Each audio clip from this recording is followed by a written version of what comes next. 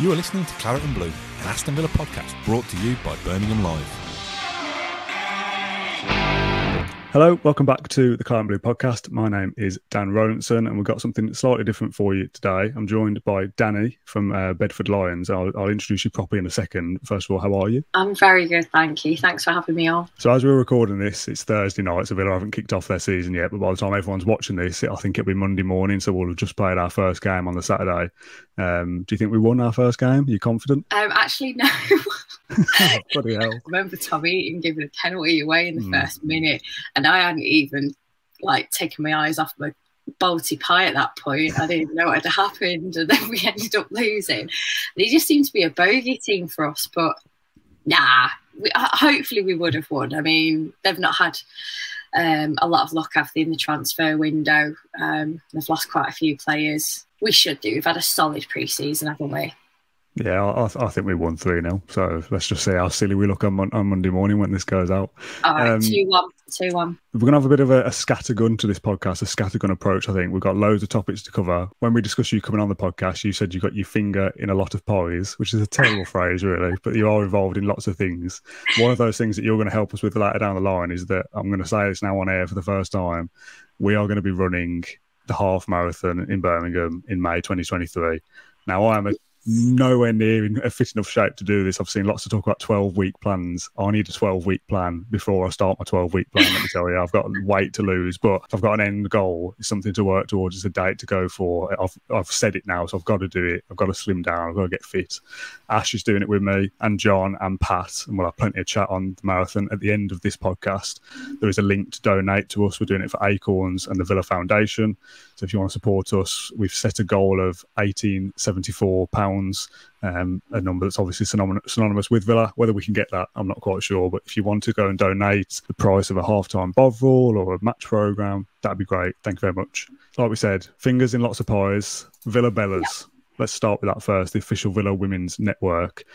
First of all, before you share your involvement with that, tell us the importance of why these groups even need to exist in the first place. Well, you've probably heard about Fans for Diversity, which is like a collective group of a few supporters networks.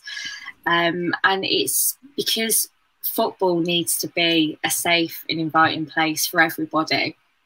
And it's not just in the stands, it's in the pubs, it's in the streets, it's walking to the ground and just in life in general. Because football is our national sport. Women, we make up 50% of the population. And although, you know, the women's Euros was very successful, men's football is still the biggest sport in the country. It's our biggest export to the rest of the world, arguably. It's such a massive cultural impact on British culture in general, and women can't be excluded from that. We make up half the population, and very much we end up inheriting the same football team as our dads and our granddads and whatnot, and we're part of the football family as well. So there's a couple of things that Bellas are quite interested in doing, and it's not just raising our profile and going to men's games more acceptable and easy to do, but we do also want to help people sort of get interested into even the women's games. That's really important to us as well. So we were officially launched at the last game of the WSL, which we played at home at Villa Park against Birmingham City. We don't need to go over the result, to be honest, but but that's when we officially launched and partnered with Her Game Too, and they're a massive movement. They've got a huge social media presence, particularly during the Women's Euros. And again, it's just about visibility and having that safe space everywhere in every aspect of football culture. It's not just in the stands itself. You mentioned there about, you know, you inherit your football club from your dad or your granddad, and it should be that we get to a place where daughters want to go to football because their mums used to go. It is a female thing as well. Do you think we'll get to a place, obviously I'm kind of jumping ahead here, further down the line there is more acceptance and more kind of, it isn't just a men's thing?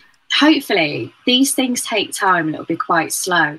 And people will say, well, women do go to the football, but when you look at the percentage of the crowd, it's still quite small. And you'll always hear, I always went with my dad. And it's like, that's really lovely. I mean, because dads are our allies. They're the first people that are like opening the gates for girls and women to go to games and feel protected because they're with male family members. But it's not something really that women do. And there's a small pocket of women that I see regularly, home and away, who've been going for years. But it's a very small number in comparison, obviously, to fellas. Do you feel like when you do go with friends who are maybe other girls as well, you do have this kind of mentality of we've got to stick together here? Definitely. So most of the time when I go to the football, I'm with people from my supporters club. I'm in a Lions club as well. And obviously that's, you feel protected because you're in a sort of a big gang, so to speak. When I've been able to get a ticket on general sale for my best mate down here, and we go together, do feel a bit more of a target for catcalling, and having to justify ourselves in conversations. Why do we like football? Like, we have to justify and validate why we've had the audacity to turn up to the football, and it's quite frustrating. It's something that I deal with also even on social media, where it's probably a lot worse because the nature of social media and a lot of people having anonymous accounts. I mean, I was about to say then, like, going back a few years, like, as if I'm like a middle-aged bloke. I'm 27, but even going back a few years, you almost have that feeling of like, what do women know about football? What, why is she ringing into this radio station? What does she know? Does that kind of mentality still exist, or have we already gone past that? Oh, we're not past it, not by a far shot. And it's even the women's Euros will show you that from stupid sexist memes that have been going around with like irons and all sorts, and it's just a bit convoluted and a bit lowbrow, and it's like, come on, it's at that point where it's just not banter, it's just archaic, and it's just unfunny. It's not like I'm offended, like not funny, I'm just like, it's unfunny, it's childish, and it's just pathetic. I mean, if my job didn't involve social media, I wouldn't be on it because it doesn't bring any value to my life. So what is the point? At Villa Park, though, specifically, I know you go to lots of away games and we'll tie in your Bedford Lions finger in your pie later as well. Yeah. How welcoming does it feel at Villa Park, or unwelcoming? What's it like actually in the stadium on match days? I love it. And obviously I would say that because I'm a season ticket holder and I've been going for a long time. And if I cast my memory back to when I first started going to the football, when you don't know people, it can be quite intimidating. Again, it comes back to women feeling like they can go. I wouldn't have gone by myself to Villa Park. I went with my other half, and he's a great big strapping soldier. So I feel quite I've met him once. He's a big guy. But I wouldn't have gone by myself. And then when we did meet the other people that we went on to form the Bedford Lions, now going it's just nice seeing the familiar faces before or after the game. And then when I go to the stands, I'm in the cheap seats in the lower north, and I absolutely love it, and I wouldn't swap it for anything. Well, I might have to next season when they knock it down. But the conversation I have with the people around me, the last couple of seasons, we get to the end of the season, we're like, are we renewing again? We're renewing. Are we staying here? And we're all having that discussion, like, because none of us have sort of like gone off to Trinity or the Hull. We like where we are. We're sort of in between the goal and the corner flag, under the players' lounge, and so it means that when we score in the north end, it's like they come and celebrate right in front of us, and it's just the best. We'll talk about away trips in a second. I kind of feel like we should have mentioned the Bedford thing right at the very start, really, because that brings a lot of context to this kind of stuff as well. You live far away and you come to Villa every home game, like you said, with a season ticket, loads of away games as well, which is probably easier for you where you're based. I mean, Villa Park is the away day, isn't it, basically? If you're travelling all that way, you want it to be a nice experience. Like, forget all the football side of things for now, because obviously going to any game, if you lose, whatever, if I was going back 5 minutes on the way home, I'd be annoyed about it, never mind an hour hour and 45. But once you get there, you want to enjoy your experience, don't you? You don't want to be the subject of catcalling or some bloke saying, sit down, you don't know what you're talking about. I mean, that can happen to anybody, but obviously we're talking about women here, and you have got a bit of a target on your back. Yeah, and at Villa Park, I do feel protected. Generally, it's just we're very lucky. We've got a beautiful ground. We're all very proud of it, and I think we all feel very connected to it. You can't help but feel anything but pride when you're walking up to it and you're seeing the Holt and all that beautiful brickwork, and it's just like Villa Park's ours, and I do feel quite at home. Well, I do. I feel at home, even though it's quite far to travel. The feeling around there is just amazing before the match. I think at the moment, though, like most people would probably say, there's a lack of sort of like hospitality options for your regular season ticket goer. So I'm really looking forward actually to the plans that have recently been released with the fan park and whatnot. We definitely we deserve a world-class venue. Yeah, totally agree. The flip side of that then, away trips, like we said, the Bedford Lions going to all these different away games as well.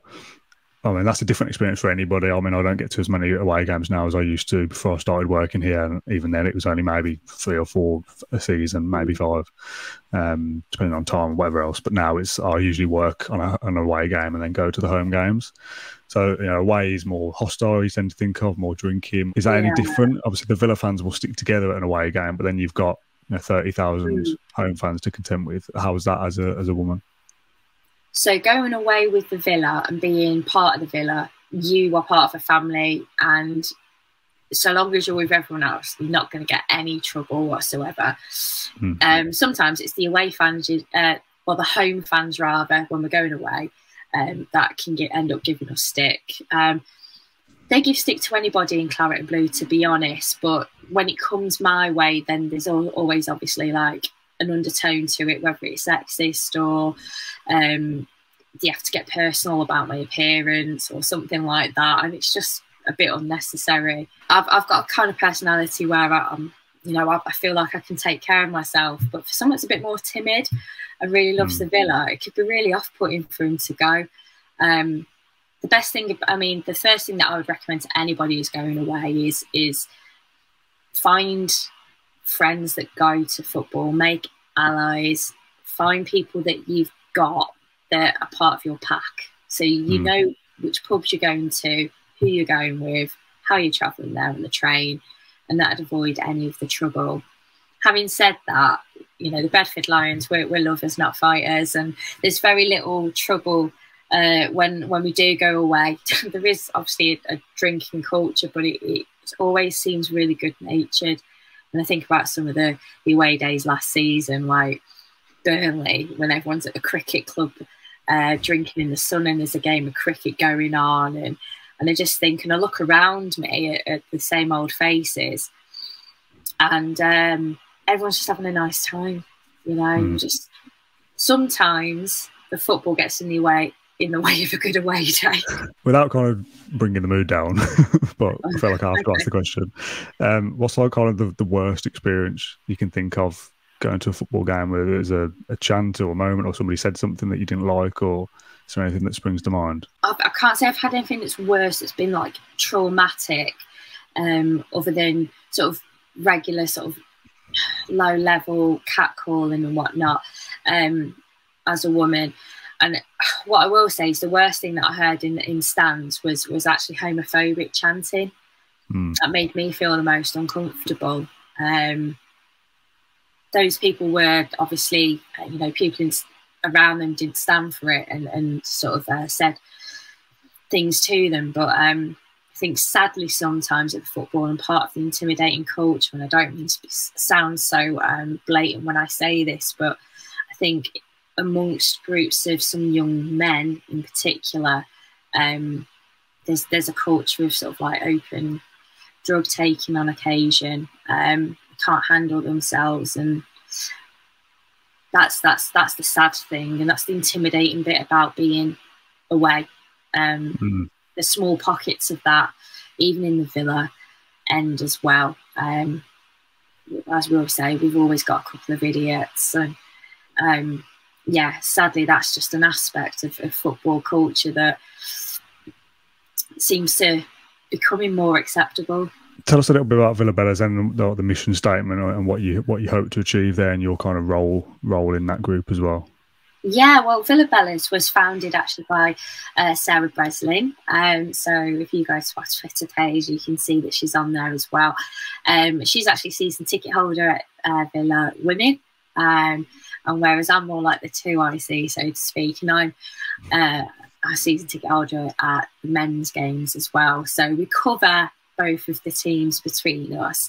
And essentially, the point of the Villa Bellas is because football is for everyone. Everyone should feel safe, welcome in the stands or on the pitch, whether you know, a young girl wants to get into football and playing football, and essentially just supporting inclusion and diversity and just aim to raise the voice of women in general, and just to celebrate ourselves and champion ourselves as well. And like I said earlier, it's just letting us just be ourselves at the football, not having to validate ourselves why we're there and having to prove ourselves by, you know, what's the offside rule or who was the starting 11 when we played Chelsea in 1999. Like, we don't need those tests, you know. It's just, but it's just one of those things. But in general, I think one of the main things as well, off the back particularly of the women's Euros, is that Villa Bellas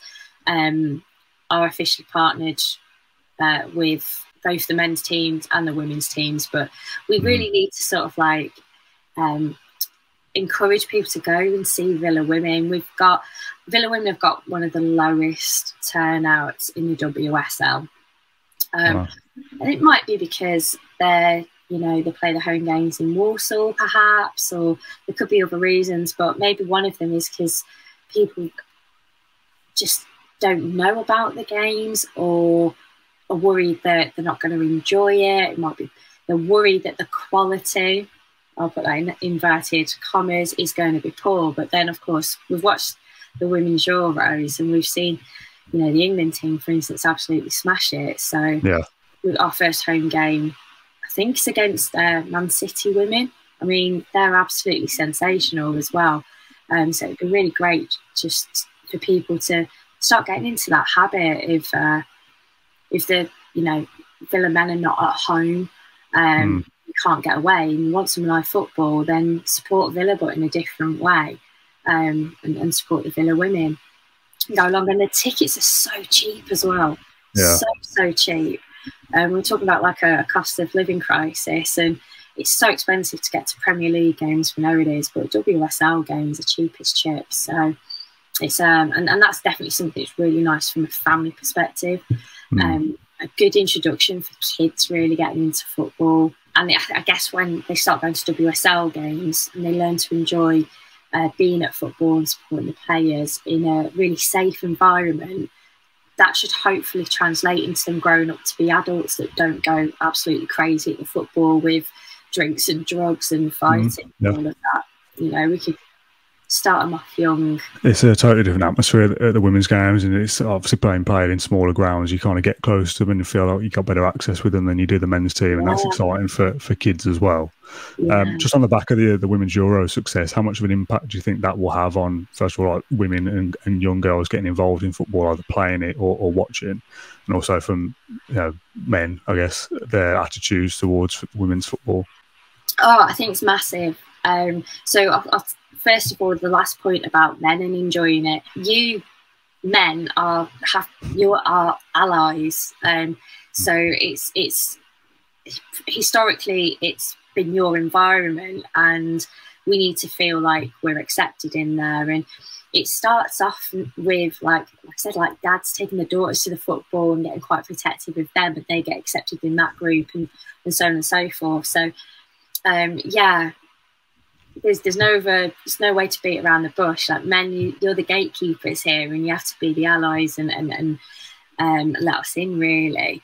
And it doesn't help if you know there's some men out there that got quite archaic feelings on women being at the football, which is bonkers, because women's football used to be historically absolutely massive before it was banned by the FA. And that's where a lot of the sexism's come from, which is crazy. You know, women's matches used to pull in thousands and thousands and thousands of people, and it was really, really popular up until it got banned. But with England winning the Euros, so many people tuned into it. And so many people were really excited about it. You know, we finally brought it home. And then when we actually did it, the amount of people that told me that they got emotional as well. Not just women, but blokes, because we've been waiting so long for some success of some sort. And they did. The women were absolutely superb throughout the whole of the tournament, and to have won it against some really tough opposition like Germany, it's just amazing. And there's a lot of parallels there, I guess, with it being like England, Germany at Wembley, yeah, it's been amazing. And I know that the women's team all got together to release a statement for the education minister, generally speaking, for education in general, to make sure that football is actually on the syllabus at school for girls. So, I mean, you lads probably take it for granted, you know, when you think about school and you've got PE and it's like, all right, so we've got football this session and all the lads go to the playing field and play football. It's not on our syllabus. So I went to school in Birmingham, and I went to St Thomas Aquinas, which used to be a boys' grammar school, and then he eventually let girls in. And right up to the point when I went, I was in year 7 a long time ago, which was 1997. There was no girls' football. It wasn't allowed. We'd asked our PE teacher, you know, are we allowed to play it? And she said, no, the head teacher is not going to allow it. It's not happening. By the time we got to year 8, and there was enough of us that were, you know, fairly talented at football in our year group, where our PE teacher really fought for us and finally won. And we got ourselves off the very first girls' football team at St Thomas Aquinas, and we played locally. And we were quite good, and we won a few, you know, local tournaments and whatnot. I also remember Birmingham City ladies coming down scouting, and being a lot of us being invited for trials. And sadly, I wasn't allowed to go to the trial. That was a family thing. Oh, wow. And it made, you know, it's always made me think, what if, you know, my primary school, I went to St Ambrose Barlow. I was in the same class as Karen Carney. You look at what she's been doing, and it just always makes you think, you know, what could have happened. What a shame. I remember when I was at school, the girls did netball when we did football. Is that the same? Pretty much, yeah. And, you know, netball is a good sport. It is. But football is something that's so easily accessible, because all you need is a ball.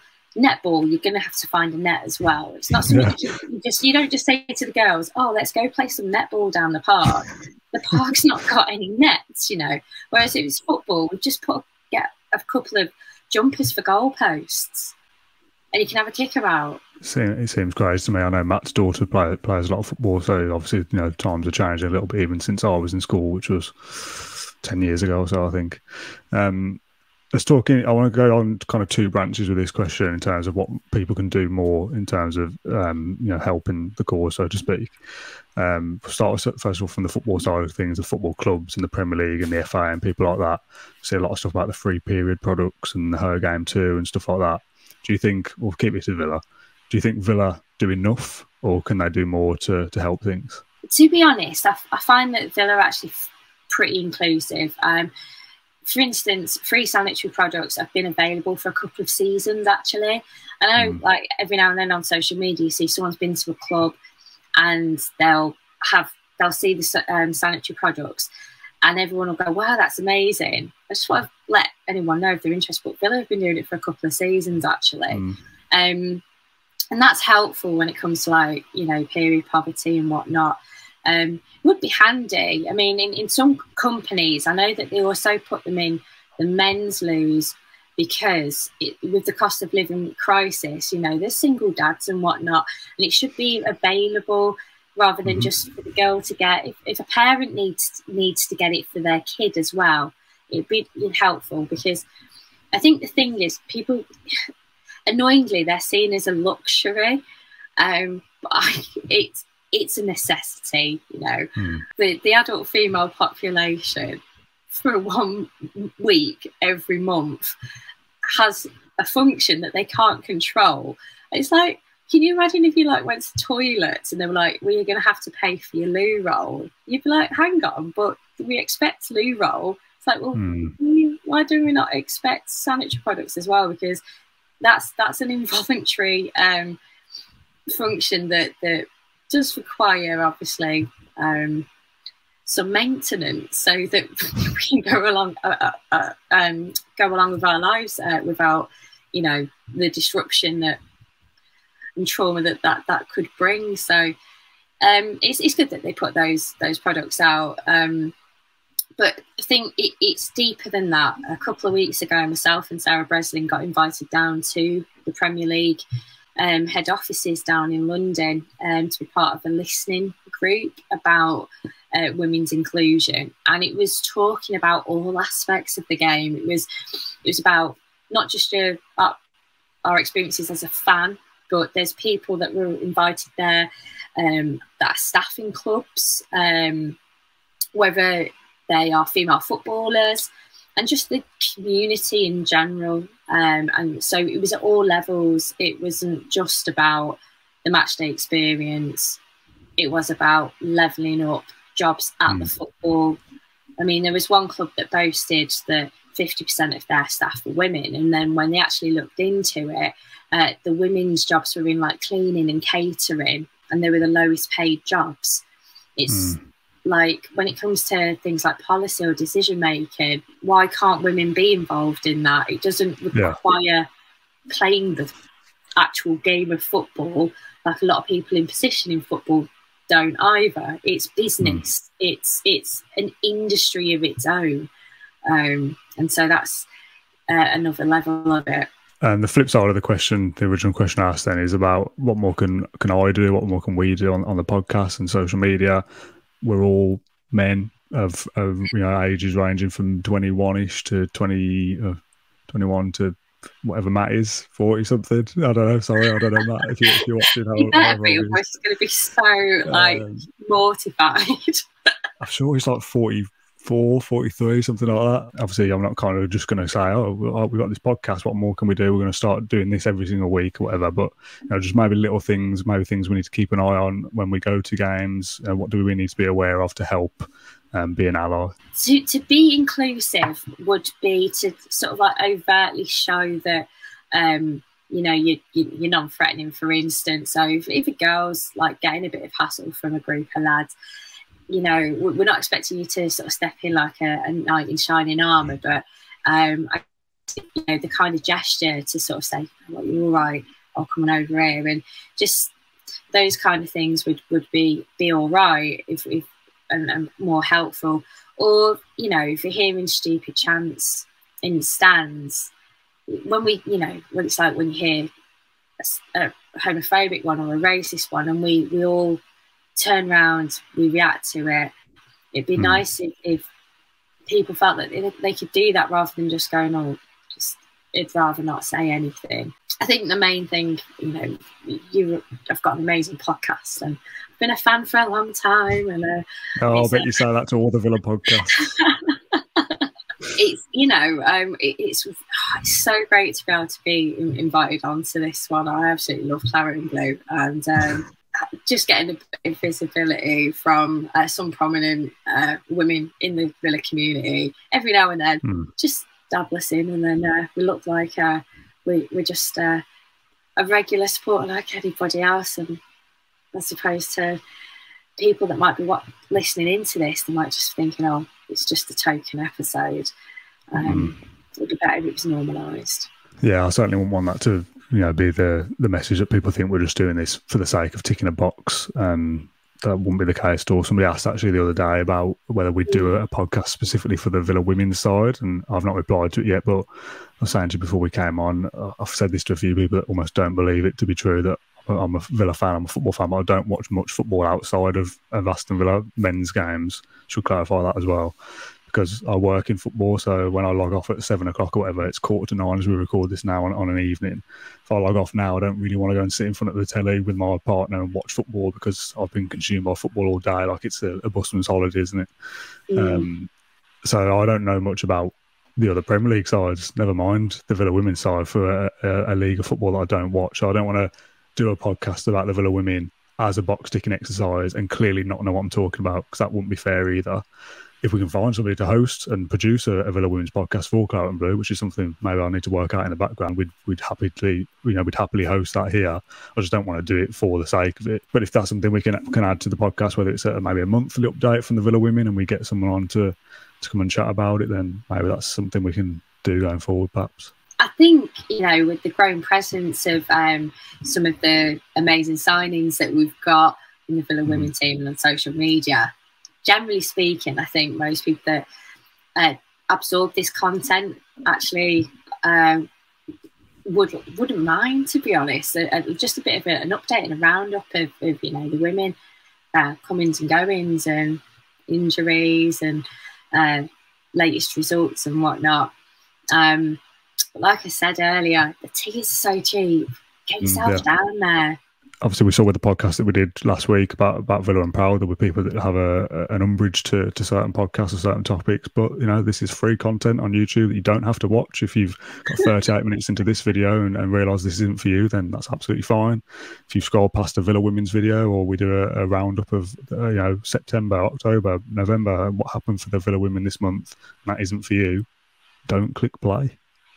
I'd love it if someone got this far through and then all of a sudden I'm like, no, I don't like this. And I've never understood like angry reviews or negative reviews on anything, like things you can buy on Amazon or whatever. Like I don't understand it. I can't imagine like going to my computer, signing into a website, filling in all their details, then going back to the product page, writing an angry review and sending it, and then reading it back and going, oh yeah, that was all right.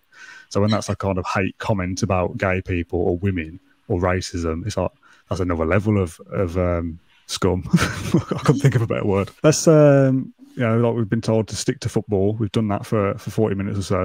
Let's move away from football though and talk about running and half marathons. Yeah. I'm so amazed. I'm so happy that you're going to run this half marathon. You know about it now, so I mean that's one person putting pressure on already. Well, that's it. I mean, you opened up and it's now like Twitter official and on Spotify and YouTube. So everyone knows you're running it now and you can't back out. Let's talk about the Villa Running Club first of all, though. It's an initiative you started in the first lockdown, I think it was. Yeah. When it was popular to run 5K, Joe Wicks, kind of promoting healthy living and all that kind of stuff. And there was a lot of people doing running in the first lockdown for mental health reasons, for physical health reasons. And you kind of spotted an opportunity there. So tell us a little bit about Villa Running Club and how that started. Villa Running Club is just a casual running club where the thing that we've got in common is that we support Villa and we go running. We might not necessarily be good at running. There are some people that are like absolute whippets that are in Villa Running Club, and then you've got potatoes like me that sort of just plod along. And I run less frequently now that I'm back at work full time, because it's a time and energy thing, isn't it? But I really enjoy it, and I just do like sort of imparting a bit of my running wisdom on people. And I'm not Paula Radcliffe. I'm really not. I'm a plodder. I'm not an expert, but I do get the benefits that I get from running more than anything with a 9-to-5 job. It's just time on my own. I get my best thinking done in terms of mental health. Sometimes psyching yourself to go for that run in the first instance is difficult, but I promise that like once you're out there and you're doing the run, and then particularly when you finish it and all your endorphins are going crazy, you feel really good about yourself. Like I said, it's that me time where you can just put the world to rights in your head while you're running as well. So it's really good just for having that audit on all your thoughts. Yeah, I got quite into it in that first lockdown from kind of like late March to probably the September or the October of that year. And I was going maybe 3 or 4 times a week, 15, 20K a week. Felt good, probably in the fittest state I'd been since I was a teenager. And then met somebody, moved out, had a few takeaways and stopped the runs and put on the weight. Oh, it's natural, isn't it? That's life. These things happen as you get older. But wanted to get going again. Obviously moved to a different area, so different routes and stuff like that. Very hilly around here, so I don't know if I fancy it. And it's winter and it's cold. And I've got loads of excuses. Trust me, I can keep bringing the excuses out. But yeah, got out of shape a little bit and thought, right, I need to kind of get back into it. And I've tried doing like 60-second sprint, 60-second walk, and trying to get my fitness back and all these kind of things. And then I ran a 5K. And my time was way slower than it used to be. And first of all, that kind of discouraged me, thinking, I'm not as fit as I used to be. I'm not as good as I used to be. So I'm quite competitive. So the fun thing for me was that, like, if I went on Tuesday and I did it I was, again, different paces. If I did it in 26 minutes, 5K, I'll be like, that's a good time for me. I'm happy with that. And the next time I go, and if I did it in 25 minutes, 50 seconds, I'll be like, that's 10 seconds quicker. Like, I've won. Like, I'm better than I was. And that's like the little fun part for me. So I wanted to get back into it. And then I saw about the Birmingham Great Run, or the Great Birmingham Run, either a 10K or a half marathon. And for some reason, I said, yeah, let's do a half marathon. And here we are. And I've got to do it because I've said I'm doing it. So I set up a group chat I sent messages to Ash, John, and Pat and said, do you run? And they were like, why? I said, do you fancy doing the half marathon with me for charity? And they all said yes, thankfully. So I set up a group, WhatsApp group, and we've been chatting in there for the last couple of days.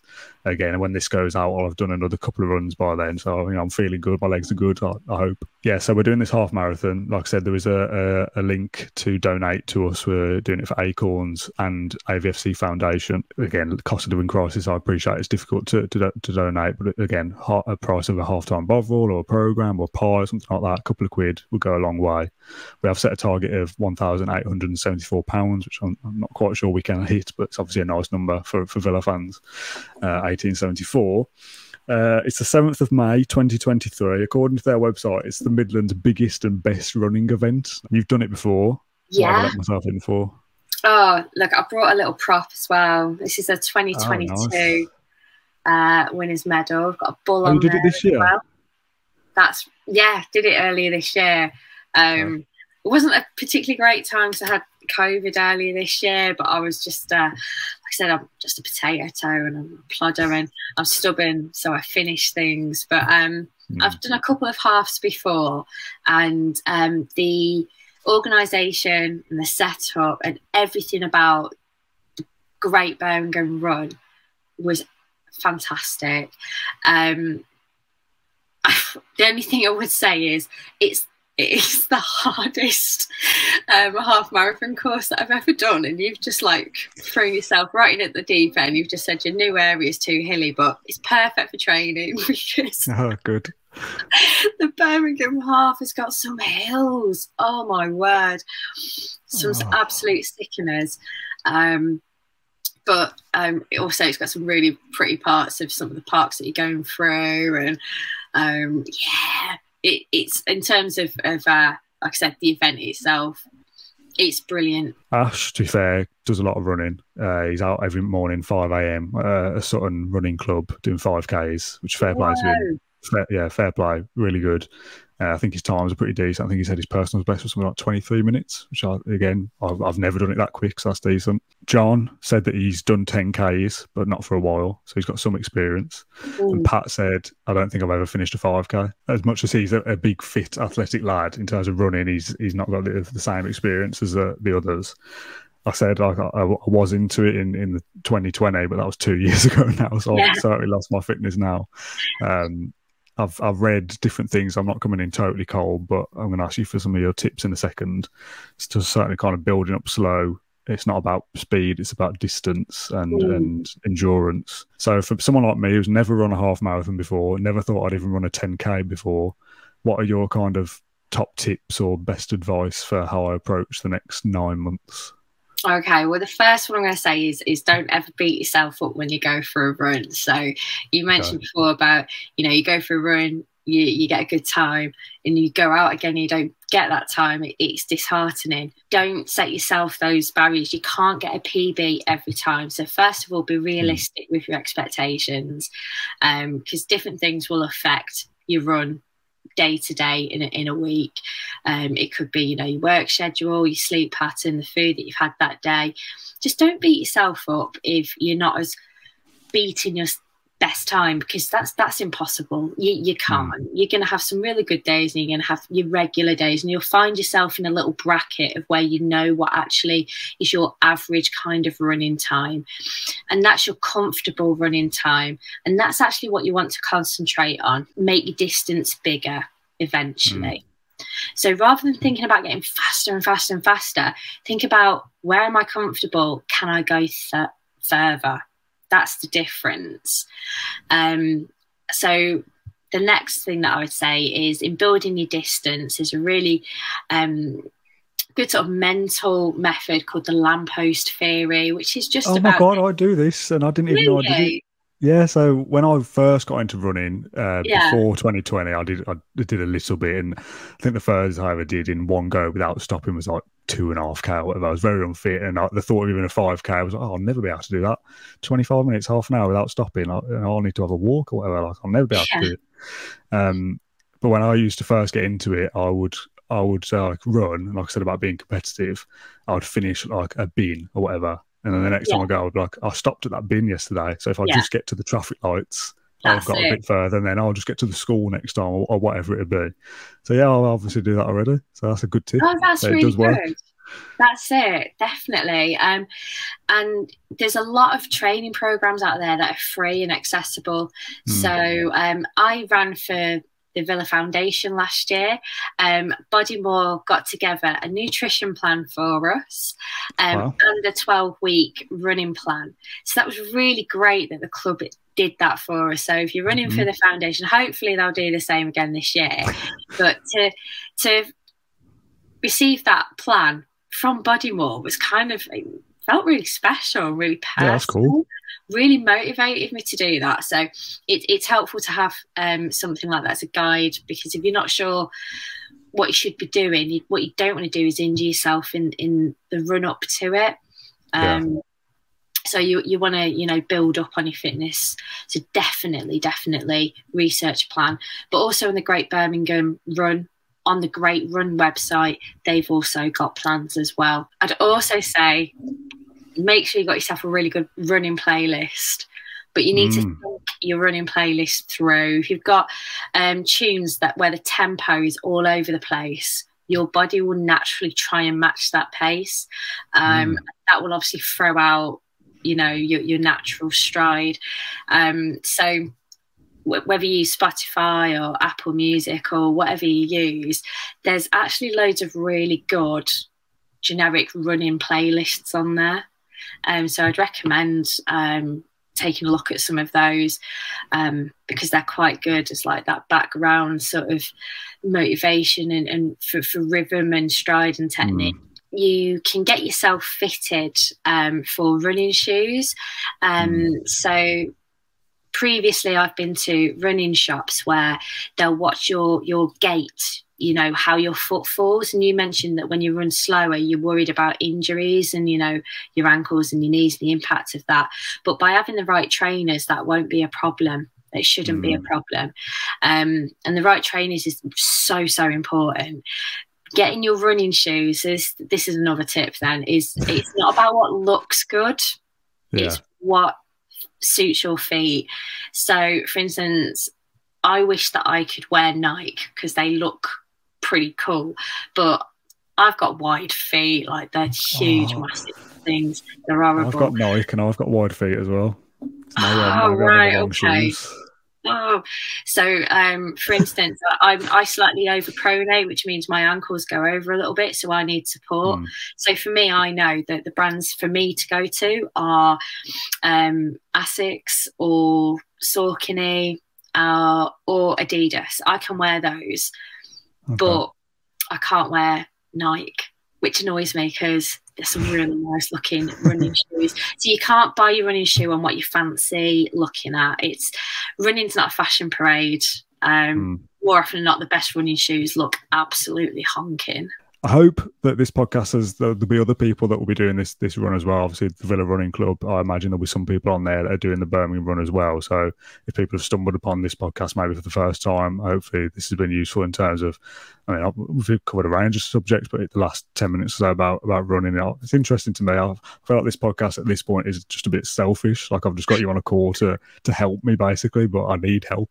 I've got to run 13 miles and I'm just not in a fit place to do it at the moment, so any advice I can get is great. In terms of going forward in our marathon journey, to make it sound absolutely soppy, we're not going to be doing running podcasts every week for the next 9 months or anything like that. Or check in every so often with Ash and John and Pat whenever they're on the podcast talking about Villa, and I'll just ask them, have you run this week? Like, are you still doing it? How's things going? And the donation link will be in every podcast from now till May next year. We won't mention it every time, but it'll always be down there. You know, and every month maybe we'll just say, oh, we're doing this thing. If you want to donate, that'd be lovely. Have I cut you off there? Have you got any more tips, or is that your list done?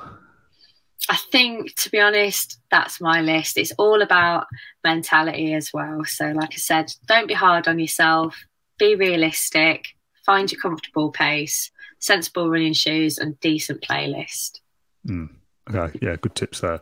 Finally, before I let you go, and it's getting late, I apologise. I said we talk about Villa, you know, the men's team and what's going on the pitch a little bit as well. As we said at the very start of this, we've already played Bournemouth. We don't know what's happened yet because it's Thursday as we record this, but the game will have finished by the time this goes out. But your thoughts on the season generally? Are you excited? Are you nervous? What kind of season do you think we'll have? Take it away. No, I'm quite excited about it, and I'm thinking, my prediction. I'm going to say this before we've played Bournemouth and before the season starts, but I think we've got a squad that could get 8th. And I would take that. I do see us going onwards and upwards now. I think, Gerard's going to have, he's starting this season. He's had his pre-season. He's started to have some of his signings. So there shouldn't be any excuses sort of going into Christmas and whatnot. We should be in a good position before we break for the World Cup. I only went to Walsall pre-season. I couldn't get to Rennes, unfortunately, but from what I've seen already from your likes of Diego Carlos, I mean, the man's a unit. He's so solid at the back, and his quads.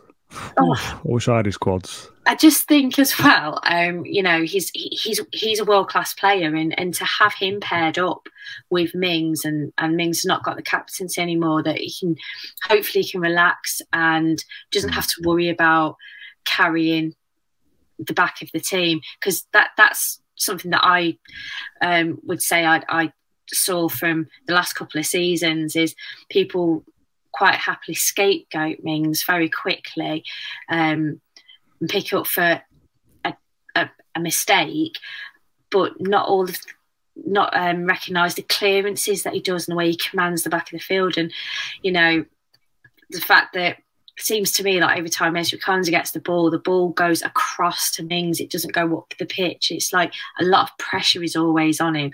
So I'm hoping that by having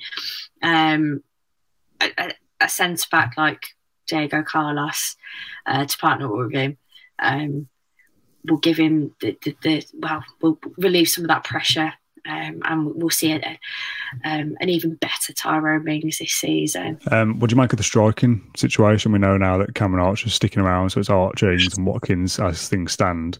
Yeah. I think you're clearly happy about Archer. He's the most exciting one for me, because he's still a bit of an unknown. He could end up playing a lot of games. Last summer, when we did our pre-season preview and we were talking about Jacob Ramsey, when he started the season, I kind of thought, if he plays 30-odd games, that means Villa haven't recruited very well, because he's a youngster. Like, if he's playing a lot of games, that can't be great.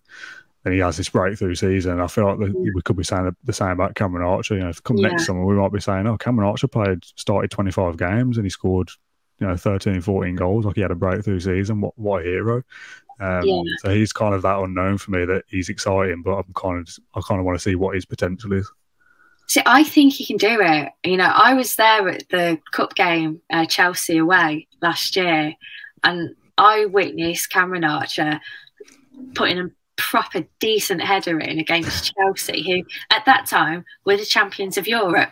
He literally came on, changed the game, and got us an equaliser. I mean, that was just sensational. I mean, he's so calm and collected for such a young man.